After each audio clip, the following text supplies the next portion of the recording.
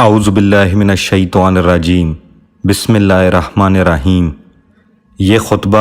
امام علی علیہ السلام نے حسد سے باز رہنے اور عزیز و اقارب سے حسن سلوک کے بارے میں ارشاد فرمایا۔ ہر شخص کے مقدر میں جو کم یا زیادہ ہوتا ہے اسے لے کر فرمان قضا آسمان سے زمین پر اس طرح اترتے ہیں جس طرح بارش کے قطرات۔ لہٰذا اگر کوئی شخص اپنے کسی بھائی کے اہل و مال و نفس میں فراوانی و وسعت پائے تو یہ چیز اس کے لیے رنجیدگی کا سبب نہ بنے۔ جب تک کوئی مرد مسلمان کسی ایسی ذلیل حرکت کا مرتکب نہیں ہوتا کہ جو ظاہر ہو جائے یا اس کے تذکرے سے اسے آنکھیں نیچی کرنا پڑیں اور جس سے ذلیل آدمیوں کی جرت بڑھے، وہ اس کامیاب جواری کی مانند ہے جو جوئے کے تیروں کا پانسا پھینک کر پہلے مرحلے پر ہی ایسی جیت کا متوقع ہوتا ہے جس سے اسے فائدہ حاصل ہو اور پہلے نقصان بھی ہو چکا ہو تو وہ دور ہو جائے۔ اسی طرح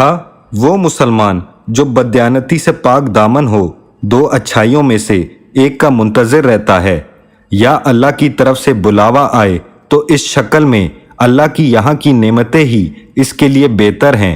اور یا اللہ تعالیٰ کی طرف سے دنیا کی نعمتیں حاصل ہوں تو اس صورت میں اس کا مال بھی ہے اور اولاد بھی، اور پھر اس کا دین اور عزت نفس بھی برقرار ہے۔ بے شک مال و اولاد دنیا کی کھیتی اور عمل صالح آخرت کی کشت زار ہے، اور بعض لوگوں کے لیے اللہ ان دونوں چیزوں کو یکجا کر دیتا ہے۔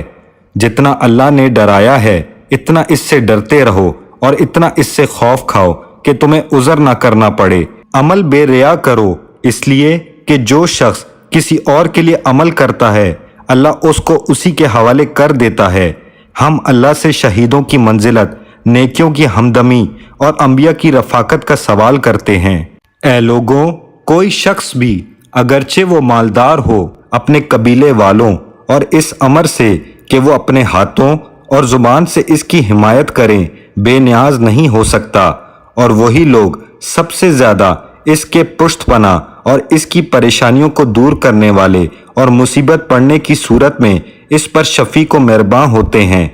اللہ جس شخص کا سچا ذکر خیر لوگوں میں برقرار رکھتا ہے تو یہ اس مال سے کہیں بہتر ہے جس کا وہ دوسروں کو وارث بنا جاتا ہے۔ اسی خطبے کا ایک جز یہ ہے، دیکھو تم میں سے اگر کوئی شخص اپنے قریبیوں کو فقر و فاقے میں پائے تو ان کی احتیاج کو اس امداد سے دور کرنے میں پہلو تہی نہ کرے جس کے روکنے سے یہ کچھ بڑھ نہ جائے گا اور صرف کرنے سے اس میں کچھ کمی نہ ہوگی۔ جو شخص اپنے قبیلے کی مدد سے ہاتھ روک لیتا ہے تو اس کا تو ایک ہاتھ رکتا ہے، لیکن وقت پڑنے پر بہت سے ہاتھ اس کی مدد سے رک جاتے ہیں۔ جو شخص نرم مزاج ہو وہ اپنی قوم کی محبت ہمیشہ باقی رکھ سکتا ہے،